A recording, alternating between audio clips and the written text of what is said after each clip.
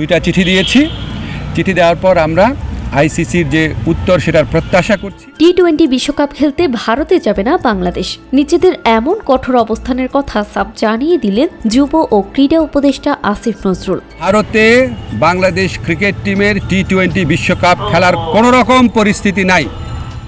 বুধবার সচিবালয়ে বিসিবির সঙ্গে জরুরি বৈঠক শেষে তিনি স্পষ্ট করেন, ক্রিকেটের চেয়ে দেশের মর্যাদা ও খেলোয়াড়দের নিরাপত্তা অনেক বেশি গুরুত্বপূর্ণ। উপদেষ্টা আসিফ নজরুল বলেন, আমাদের ক্রিকেটারদের নিরাপত্তা এবং বাংলাদেশের মর্যাদার প্রশ্নে আমরা কোনো আপোষ করব না। আমরা এই অবস্থানে অনড়। তিনি জানান, বাংলাদেশ বিশ্বকাপ খেলতে চায়, তবে তা ভারতে নয়, সহ আয়োজক দেশ শ্রীলঙ্কায়।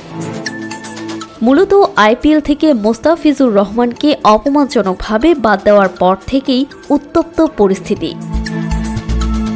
বিসিবি সভাপতি আমিনুল ইসলাম বুলবুল সহ বোর্ডের ঊর্ধ্বতন কর্মকর্তাদের উপস্থিতিতে নেওয়া এই সিদ্ধান্তের কথা ইতোমধ্যেই আইসিসিকে জানানো হয়েছে। বাংলাদেশ আশা করছে আইসিসি বিষয়টি নিরপেক্ষভাবে বিবেচনা করবে এবং শ্রীলঙ্কায় বাংলাদেশের ম্যাচগুলো আয়োজনের ব্যবস্থা করবে। ভারতের মাটিতে খেলতে না যাওয়ার এই সিদ্ধান্তকে ক্রিকেট বিশ্বে বাংলাদেশের একটি সাহসী ও আত্মমর্যাদাপূর্ণ পদক্ষেপ হিসেবে দেখা হচ্ছে।